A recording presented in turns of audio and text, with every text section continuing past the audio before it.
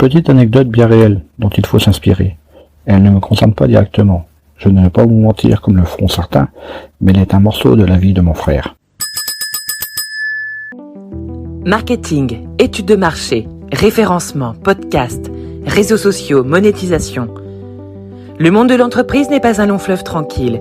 Alors chaque jour, les clés du business vous permettent d'y voir plus clair avec des conseils et des astuces.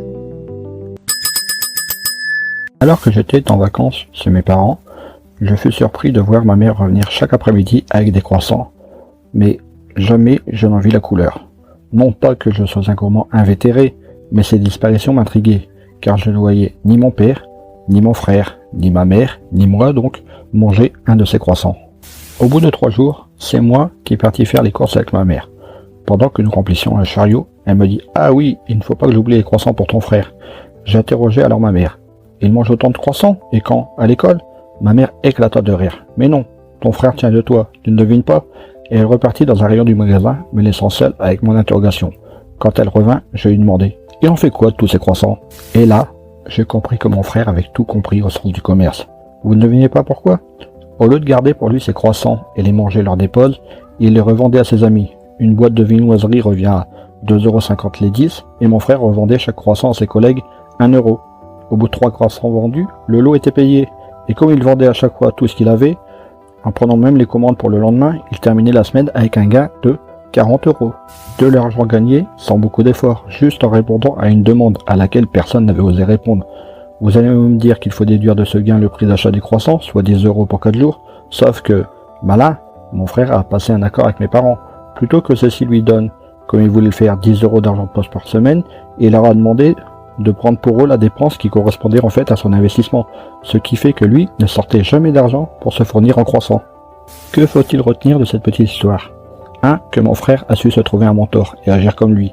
J'avais toujours un malin plaisir à voir les derniers objets à la mode à proposer à mes camarades de classe, et comme ceux-ci étaient en nombre limité, je faisais monter les enchères pour les vendre. Il y a quelques années, c'était la mode des stylos qui affichait l'heure. J'en avais acheté une petite vingtaine à 7,50 €, et oui, à l'époque on parlait encore en francs. Je les avais revendus 10 francs l'unité. Mon gain, 2,50 francs, multiplié par 20, 50 francs, ce qui était énorme pour moi. Somme que j'ai ensuite réinvesti dans un autre gadget qu'on nommait Tamagotchi, que j'ai revendu de la même manière, et ainsi de suite. Mon frère m'a donc pris en exemple. Il s'est inspiré d'un mentor, mais pas seulement. Il a regardé le comportement de ceux qu'il côtoyait pour répondre à leurs besoins. Et c'est aussi cela le sens du commerce. Que vous proposiez un service ou un nouvel objet, il faut que celui-ci réponde à des attentes. Un des exemples les plus frappants ces derniers temps est le succès des smartphones, qui permet d'accéder rapidement à des tas d'applications dont les gens sont vite devenus accros. Donc pour réussir, il faut avoir un mentor, le copier et répondre à un besoin. Non, pas seulement, il faut aussi améliorer le système.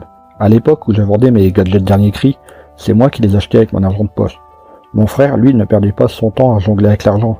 Ce qu'il recevait de ce client, il le gardait réellement pour lui. J'ai une grande fierté pour mon petit frère, et chaque jour, j'agis pour rester son exemple. Mais un jour, je l'espère, je le sais bien, l'élève dépassera le maître. C'est ce que je lui souhaite en tout cas, et c'est ce que je le souhaite à tout entrepreneur que je conseille. Alors, au boulot. Hey, avant de partir, j'ai une petite faveur à te demander.